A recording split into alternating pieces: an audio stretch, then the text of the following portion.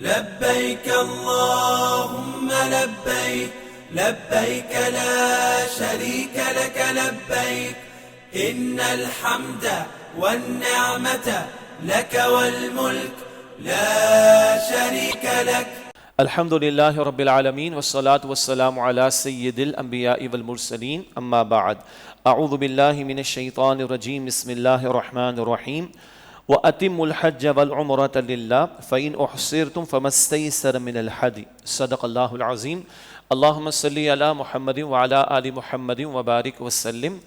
رب اشرح لی صدری ویسر لی امری واحلل عقدۃ من لسانی یفقہوا قولی واجعل لی وزیرا من اہلی آمین یا رب العالمین.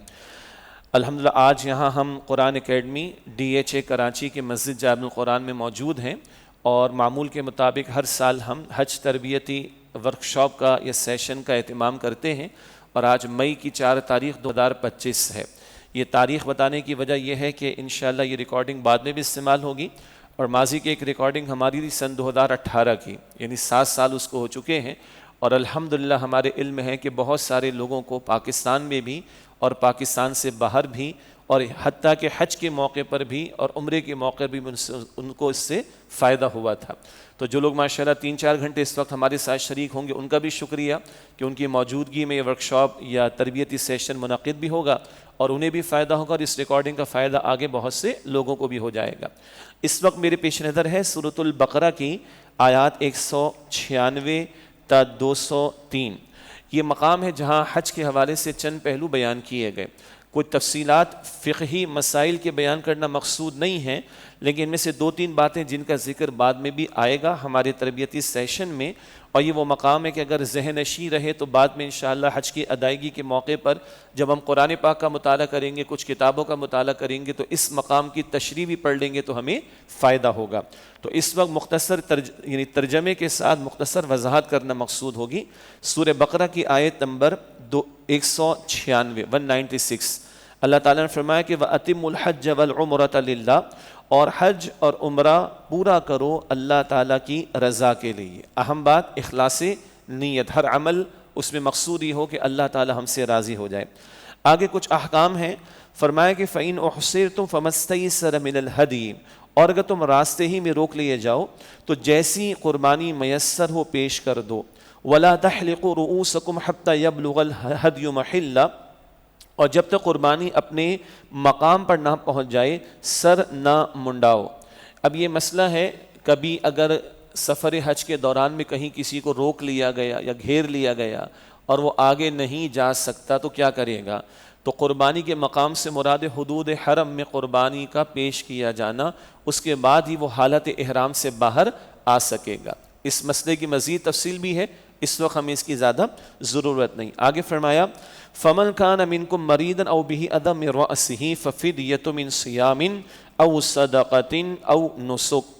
آگے فرمایا اور اگر تم میں سے کوئی بیمار ہو یا اس کے سر میں کسی طرح کی تکلیف ہو تو اگر وہ سر منڈوا لے تو اس کے بدلے روزے رکھے یا صدقہ دے یا قربانی کرے. 3 دن کے روزے ہیں یا 6 مسکینوں کو کھانا کھلانا یا ایک جانور بکرا وغیرہ اللہ کی راہ میں قربان کرنا. یہ تفصیل ہمیں احادیث سے ملتی ہے. آگے فرمایا فَإِذَا أَمِنْتُمْ پھر جب تم حالت امن میں ہو فَمَنْ تَمَتَّعَ بِالْعُمْرَةِ إِلَى الْحَجِّ تو جو تم میں حج کے وقت تک عمرے سے فائدہ اٹھانا چاہے. یہ حج تمتع کا نام آپ نے سنا ہوگا، ایک ہی سفر میں عمرے کو اور حج کو جمع کر لینا. بعد میں اس کا ہم ذکر بھی کریں گے انشاءاللہ. فرمایا کہ فمن تمتع بالعمرۃ الی الحج تو جو تم میں حج کے وقت تک عمرے سے فائدہ اٹھانا چاہے فما استیسر من الہدی تو وہ جیسی قربانی میسر ہو پیش کرے. اس کو کہتے دم شکر. دم کہتے خون بہانے کو. ایک وہ دم کا لفظ آپ سنتے ہیں کہ ہر حاجی کی زبان پر دم تو نہیں لگے گا، دم تو نہیں لگے گا، وہ بات آگے آ جائے گی. لیکن دم کہتے خون کو. دم شکر شکرانے کے طور پر اللہ کی راہ میں قربانی پیش کرنا. عام طور پر ہم جو پاکستان سے لوگ جاتے ہیں، اکثر لوگ دنیا سے آتے ہیں، وہ حج تمتع ادا کرتے ہیں، جا کر عمرہ ادا کرتے ہیں، پھر احرام کھول دیتے ہیں اور پھر حج کے دنوں میں احرام دوبارہ باندھتے ہیں. اس ایک سفر میں حج عمرے کو جمع کرنے کا نام کیا؟ حج تمتع، اس پہ قربانی پیش کی جاتی ہے، یہ اس کا ذکر چل رہا ہے۔ آگے فرمایا فَمَن لَّمْ يَجِدْ فَصِيَامُ ثَلَاثَةِ أَيَّامٍ فِي الْحَجِّ وَسَبْعَةٍ إِذَا رَجَعْتُمْ، اور جس کو قربانی میسر نہ ہو وہ 3 روزے ایام حج میں رکھے 9 ذی الحجہ سے پہلے 9 ذی الحجہ تو عرفات کا دن ہے، اس دن روزہ حاجیوں نے نہیں رکھنا، تو 3 روزے ایام حج میں رکھے اور 7 جب وہ واپس یعنی اپنے وطن آ جائے۔ تِلْکَ عَشَرَةٌ کاملہ، یہ پورے 10 دن کے روزے ہو گئے، کس کے لیے؟ جو وہ دم شکر پیش کرنے کے لیے قربانی کی استطاعت نہ پاتا ہو تو 10 روزے اس کو رکھنا ہوں گے۔ ذَلِكَ لِمَن لَّمْ يَكُنْ أَهْلُهُ حَاضِرِ الْمَسْجِدِ الْحَرَامِ، یہ حکم اس شخص کے لیے ہے جس کے اہل و عیال مکے میں نہ رہتے ہوں، مراد ہے جو مکے سے باہر سے دیگر علاقوں سے آئے ہیں ان کے لیے معاملہ ہے۔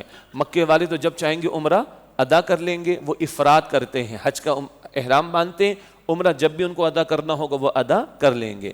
وَاتَّقُوا اللَّهَ وَاعْلَمُوا أَنَّ اللَّهَ شَدِيدُ الْعِقَابِ، اور اللہ سبحانہ وتعالیٰ کا تقوی اختیار کرو اور جان لو کہ بے شک اللہ سخت عذاب دینے والا ہے۔ کیا مطلب؟ یہ اللہ کے احکام ہیں، حج سے متعلق ہوں، عمرے سے متعلق ہوں، شریعت کے اور احکام سے متعلق ہوں، ان احکامات کا لحاظ رکھنا ہے، ان کا کھیل تماشا نہیں بنانا چاہیے، ان کی خلاف ورزی نہیں کرنی چاہیے۔ فرمایا کہ وَاعْلَمُوا أَنَّ اللَّهَ شَدِيدُ الْعِقَابِ، اور جان رکھو کہ اللہ شدید عذاب دینے والا ہے۔ الحج اشہر معلومات، حج کے مہینے تو معین ہیں، یہ بڑا دلچسپ جملہ ہے، یعنی حج کے معلوم مہینے ہیں۔ ہم تو جو بھی جائیں گے انشاءاللہ تعالی حجاج، اللہ سب کے لیے آسانی فرمائے، جن کے لیے کچھ مشکلات ہیں اللہ ان کے لیے بھی آسانی فرمائے۔ ہم جائیں گے عمرہ ادا کریں گے، احرام کھول دیں گے اکثر لوگ، اور پھر حج کا احرام دوبارہ باندھیں گے۔ اب ایک سوال ہے کہ حج کا احرام کب سے باندھا جا سکتا ہے؟ تو کوئی باندھنا چاہے تو شوال کے مہینے سے حج کا احرام باندھا جا سکتا ہے، اور احرام باندھنے کے بعد آپ کو پتہ ہے پابندیاں بہت زیادہ ہوتی ہیں، وہ اپنی جگہ معاملہ۔ یہ جو بات ہے الحج اشہر معلومات، حج کے مہینے معین ہیں، حج کے ایام تو آئیں گے ذی الحجہ میں، لیکن کوئی حج کا احرام باندھنا چاہے تو وہ شوال کے مہینے سے باندھ سکتا ہے۔ مزید تفصیلات تفاسیر میں دیکھ سکتے ہیں۔ اب بڑی اہم بات جس کو آگے بھی میں ذکر کروں گا انشاءاللہ، فمن فرض فیہن الحج، تو جو شخص ان مہینوں میں حج کا ارادہ کر لے، فلا رفث ولا فسوق ولا جدال فی الحج، تو نہ کوئی وہ شہوت کا معاملہ کرے، نہ کوئی لڑائی جھگڑا کرے، اور نہ کوئی گناہ کا کام کرے، یعنی نہ کوئی شہوت کا معاملہ، زوجین کا تعلق بھی قائم کرنا جائز نہیں حالت احرام میں، تو نہ وہ کوئی شہوت کی بات کرے، نہ معاملہ کرے ایسا، نہ کوئی برائی کا کام کرے، نہ کوئی جھگڑے کا معاملہ، ولا جدال فی الحج، اور نہ کوئی حج میں جھگڑے کا معاملہ کرے۔ وما، یہ تفصیلات ابھی آگے ہم پڑھیں گے، یہ وہ باتیں ہیں کہ جن کا لحاظ رکھنا ضروری ہے، تب حج مبرور ہوگا، مقبول ہوگا اللہ کے ہاں۔ فرمایا کہ وما تفعلوا من خیر یعلمہ اللہ، اور تم جو عمل کرو گے بھلائی میں سے اللہ کے علم میں ہے، یعنی نیکی کس کے لیے کرنی؟ اللہ کے لیے۔ لوگوں کو بڑا شوق ہے حاجی صاحب کہلوانے کا، کوئی ضرورت نہیں، نمازی صاحب کہلواتے ہم، روزے دار صاحب کہلواتے، زکاتی صاحب کہلواتے نہیں نا، تو خواہ حاجی صاحب کہلوانے کی کیا ضرورت پڑی؟ کوئی اس کی حاجت نہیں۔ وما تفعلوا من خیر یعلمہ اللہ، اور تم خیر میں سے بھلائی میں سے جو عمل کرو گے اللہ کے علم میں ہے۔ وتزودوا فإن خیر الزاد التقوی، اور زاد راہ لے لو، یعنی راستے کا خرچ اور سامان، تیاری جسے ہم کہتے ہیں، راستے کا سامان لے لو۔ فإن خیر الزاد التقوی، اور بہترین زاد راہ، بہترین سامان کیا ہے راستے کا؟ وہ تقوی ہے۔ ایک معنی بچنا، یعنی اتنے تو محتاج نہ ہو جاؤ کہ دوسروں کے سامنے ہاتھ پھیلانا پڑ جائے، ایسا نہ کیا جائے۔ یمن کے لوگوں کا ذکر ملتا ہے دور نبوی میں، علیہ السلام ایسے ہی آ جاتے تھے، یہ اللہ پر توکل ہے، پھر لوگوں سے پیسے مانگتے تھے، غلط بات ہے۔ اس پر ہم آگے چل کر بات بھی کریں گے کہ کیا کیا تیاری ہماری ہونی چاہیے۔ وَاتَّقُونِ يَا أُولِي الْأَلْبَابِ، اور اے عقل مندو مجھ ہی سے ڈرتے رہو، اللہ تعالیٰ فرما رہا ہے۔ آگے ارشاد ہوا لَيْسَ عَلَيْكُمْ جُنَاحٌ أَن تَبْتَغُوا فَضْلًا مِّن رَّبِّكُمْ، تم پر کوئی گناہ کی بات نہیں اگر تم اپنے رب کے فضل میں سے تلاش کرو۔ حج کے موقع پر گئے ہو، کوئی تجارت کر لو کوئی مسئلہ نہیں ہے، کوئی لین دین کر لو کوئی مسئلہ نہیں ہے، اب تو اسمارٹ فون اویلیبل ہے، آن لائن میں ٹرانزیکشن بندہ کر لیتا ہے، کوئی حرج کی بات نہیں ہے، لیکن تجارت مقصود نہ بن جائے۔ خاص طور پر جو حج کے ایام ہیں نا، ایک تو نا 20 دن کے لیے گیا، کوئی 40 دن کے لیے گیا، حج کے ایام خاص ہیں، 8 ذی الحجہ سے زیادہ 13 ذی الحجہ تک ہم پڑھیں گے انشاءاللہ تعالی۔ تو حج کے جو ایام ہیں وہ مخصوص ہیں، البتہ عرض کرنے کا مطلب یہ ہے کہ اس دوران میں کوئی تجارت کر لینا، کوئی لین دین کر لینا، کوئی مسئلہ اس میں نہیں ہے۔ فرمایا لیس علیکم جناح ان تبتغوا فضلا من ربکم، تم پر کوئی گناہ کی بات نہیں اگر تم اپنے رب کے فضل میں سے تلاش کرو، حج کے سفر کے دوران میں کوئی خرید و فروخت کر لو، کوئی مسئلہ نہیں۔ فَإِذَا أَفَضْتُم مِّنْ عَرَفَاتٍ فَاذْكُرُوا اللَّهَ عِندَ الْمَشْعَرِ الْحَرَامِ، پھر جب تم عرفات سے واپس ہونے لگو تو مشعر حرام میں اللہ تعالیٰ کا ذکر کرو۔ عرفات کی حاضری کب ہوتی ہے؟ 9 ذی الحجہ، اور وہاں سے رات میں کہاں ہوتے ہیں ہم؟ مزدلفہ میں، آگے ہم سمجھیں گے انشاءاللہ تعالیٰ۔ تو مشعر علام یہ مزدلفہ کا مقام ہے، وہاں پر اللہ کا ذکر کرنے، تفصیل آگے حج کے ایام کے بیان میں آئے گی انشاءاللہ۔ وَاذْكُرُوهُ كَمَا هَدَاكُمْ، اور اللہ کا ذکر کرو جیسے کہ اللہ سبحانہ وتعالیٰ نے تمہیں ہدایت عطا فرمائی۔ وَإِن كُنتُم مِّن قَبْلِهِ لَمِنَ الضَّالِّينَ، اور اس سے پہلے بے شک تم لوگ ناواقف لوگوں میں سے تھے۔ اللہ نے کیسے ہدایت عطا فرمائی؟ اللہ نے رسول اللہ کے ذریعے ہمیں بتایا صلی اللہ علیہ وسلم کیسے اعمال حج کو ادا کرنا ہے۔ قرآن کریم میں نماز کا حکم ہے، طریقہ کون بتاتے ہیں؟ رسول اکرم علیہ السلام۔ حدیث بخاری شریف میں صلو کما رأیتمونی اصلی، نماز ایسے ادا کرو جیسے کہ مجھے نماز ادا کرتے ہوئے دیکھتے ہو۔ اسی طرح اللہ کے رسول علیہ السلام نے فرمایا خذوا عنی مناسککم، مجھ سے اپنے حج کے مناسک کو سیکھ لو۔ تو یہاں اللہ نے فرمایا کہ وَاذْكُرُوهُ كَمَا هَدَاكُمْ، اللہ کا ذکر کرو جیسے اللہ نے ہدایت دی۔ اللہ نے کیسے ہدایت دی؟ قرآن پاک کے ذریعے، اور اس کی تشریح رسول اللہ علیہ السلام نے ہمیں عطا فرمائی۔ آگے ہم سیکھیں گے حج کے اعمال میں انشاءاللہ۔ وَإِن كُنتُم مِّن قَبْلِهِ لَمِنَ الضَّالِّينَ، اور یقیناً اس سے پہلے تم لوگ ناواقف لوگوں میں سے تھے، اللہ نے تمہیں اپنے پیغمبر کے ذریعے باتیں سکھائی ہیں۔ ثُمَّ أَفِيضُ مِنْ حَيْثُ أَفَاضَ النَّاسِ، پھر جہاں سے اور لوگ واپس ہوں وہیں سے تم بھی واپس ہو۔ کیا مطلب؟ یعنی منی سے جاتے ہیں عرفات کی طرف، عرفات سے پھر مزدلفہ، اور مزدلفہ سے پھر واپس منی کی طرف۔ یہ قریش کا معاملہ کیا تھا؟ یہ بس کونے کونے پہ رہتے تھے، زیادہ دور ہم نہیں جا سکتے، بھائی عرفات میں جاؤ اور وہاں پہ سارے لوگ کھڑے اللہ کے سامنے، اللہ کے حضور کھڑے کھلے آسمان تلے، باقی لوگ بھی عرفات تک پہنچے، تم بھی وہاں پر آؤ۔ بس یہ مزدلفہ کے کارنر پر آ کے واپس آ جاتے تھے۔ یہ وی آئی پی ٹریٹمنٹ چاہتے تھے اپنے لیے۔ آج کل کے لفظ تو بڑا عام ہے نا، وی آئی پی ٹریٹمنٹ کا معاملہ، پروٹوکولز کا معاملہ، خاص ہمارے لیے کوئی وی آئی پی ارینجمنٹ ہونا چاہیے، قطعاً نہیں۔ سب لوگ عرفات تک جا رہے ہیں، تم بھی وہاں پر جاؤ، پھر مزدلفہ آؤ، پھر واپس منی کی طرف آؤ، جیسے سب لوگ کریں تم بھی کرو۔ ایک ہی صف میں کھڑے ہو گئے، محمود و ایاس، نہ کوئی بندہ رہا نہ کوئی بندہ نواز، یہ کلیئر رہنا چاہیے۔ فرمایا کہ وَاسْتَغْفِرُ اللَّهَ، اور اللہ سے بخشش مانگو، اِنَّ اللَّهَ غَفُورٌ رحیم، بے شک اللہ تعالیٰ بہت بخشنے والا، نہایت رحم فرمانے والا ہے۔ فَإِذَا قَضَيْتُم مَنَاسِكَكُمْ فَاذْكُرُوا اللَّهَ كَذِكْرِكُمْ آبَاءَكُمْ وَأَشَدَّ ذِكْرًا، پھر جب تم اپنے حج کے مناسک کو مکمل کر لو تو اللہ کا ذکر کرو جیسے کہ اپنے باپ دادا کو یاد کیا کرتے تھے، یا اس سے بھی بڑھ کر اللہ کا ذکر کرو۔ زمانہ جاہلیت میں، اچھا حج تو ابراہیم علیہ السلام کے دور سے چلا آ رہا تھا، اس میں بگاڑ پیدا کر دیا تھا قریش کے لوگوں نے، تو نبی علیہ السلام نے اصلاح فرما کر معاملات درست کر دیے۔ اب یہ بیٹھ کر کیا کرتے تھے؟ یہ منی کے خیموں میں بیٹھ کر عرب کے لوگ، قریش کے لوگ اپنے باپ دادا کا ذکر کرتے تھے، قصے، کہانیاں، یہ سب کچھ۔ آج کیا ہوتا ہے جی؟ ہم بعد میں ذکر کر لیں گے انشاءاللہ۔ گپے لگ رہی ہیں، اسمارٹ فون پہ لگے ہوئے ہیں، ہلہ گلہ ہو رہا ہے، پتہ نہیں کیا مصیبت پڑ گئی، استغفر اللہ۔ بہت ہی ناشکری کی بات ہے نا بھائی۔ یہ عرفات کی حاضری 9 کو ہو گئی، 10 کے اپنے اعمال ہیں، 11، 12 اور زیادہ سے زیادہ 13 تاریخ کو منی میں قیام کرنا ہے، اللہ کا ذکر کرنا ہے، کھیل تماشے میں نہیں، فضولیات میں نہیں، اور ٹائم کلنگ ایکٹیویٹیز میں نہیں جانا، بلکہ اللہ کا ذکر کرنا، اس کی طرف متوجہ کیا جا رہا ہے۔ فرمایا فَمِنَ النَّاسِ مَن يَقُولُ رَبَّنَا آتِنَا فِي الدُّنْيَا وَمَا لَهُ فِي الْآخِرَةِ مِنْ خَلَاقٍ، اور لوگوں میں سے ایسے بھی ہیں جو اللہ سے یہ التجا کرتے کہ اے ہمارے رب ہمیں دنیا ہی میں دے دے، اور ایسے لوگوں کا آخرت میں کوئی حصہ نہیں، وہاں جا کر بھی دنیا داری ہے، اللہ معاف کرے، بس دنیا ہی مانگنا، دنیا ہی کی کامیابی۔ حد یہ کہ بعض لوگ وہاں جا کر بھی اپنی فلموں کی کامیابی کے لیے، اپنے ڈراموں کی کامیابی کے لیے، اسٹیج شو کی کامیابی کے لیے دعائیں کرتے ہیں۔ میں کیسے یہ بیان کر رہا ہوں؟ آ کے بتاتے ہیں اپنے انٹرویوز کے اندر، پوڈ کاسٹ کے اندر بتاتے کہ ہم نے اپنے فلاں ڈرامے، فلم کی کامیابی کی وہاں پر دعا کی، انا للہ و انا الیہ راجعون، بس دنیا ہی مانگ رہے وہاں جا کر بھی۔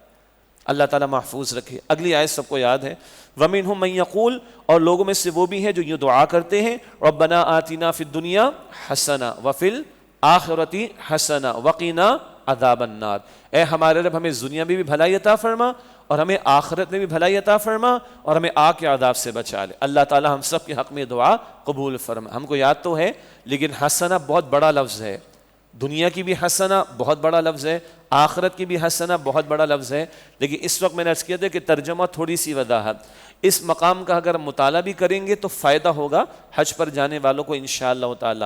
دنیا کی حسنہ بھی اعمال میں، معاملات میں، لین دین میں، گھر میں، اولاد میں، اللہ حسنہ حسنہ حسنہ، اور دنیا حسنہ ہوگی تو آخرت حسنہ بنے گی نا، ایمان والی زندگی، تقوی والی زندگی سب اس میں شامل، اور آخرت کی حسنہ میں اللہ کی رضا بھی ہے، اللہ کا دیدار بھی ہے، جنت بھی ہے، جنت کی نعمتیں بھی ہیں، اللہ ہم سب کو عطا فرمائے۔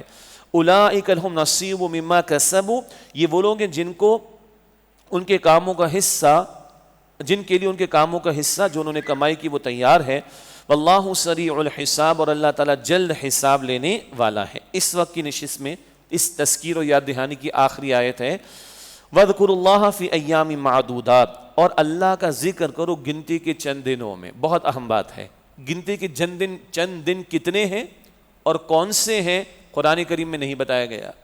یہاں اہمیت واضح ہوتی سنت رسول کی صلی اللہ علیہ وسلم کہ حج کے مناسک اور اعمال کے بعد کہاں کن دنوں میں اللہ کا ذکر کرنا ہے، کتنے دنوں میں قرآن پاک نہیں بتاتا، یہ اللہ کے رسول نے بتایا علیہ السلام، اور ہمیں معلوم بھی ہے منا کا قیام 11 تاریخ بھی، 12 تاریخ بھی، اور زیادہ سے زیادہ 13 تاریخ ذی الحجہ کی، یہ اللہ کے رسول علیہ السلام نے فرمایا کہ منا میں قیام ہوگا، وہاں اللہ کا ذکر کرو، اللہ کی یاد میں مشغول رہو۔ وَاذْكُرُوا اللَّهَ فِي أَيَّامٍ مَعْدُودَاتٍ، اور گنتی کے چند دنوں میں اللہ سبحانہ وتعالیٰ کا ذکر کرو۔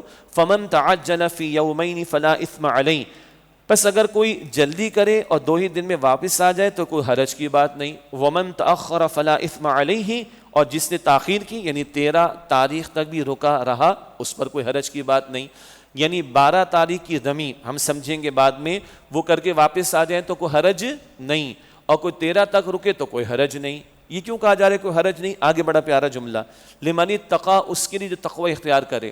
13 تک بھی بیٹھا اور گپے مار رہا ہے تو فائدہ کیا؟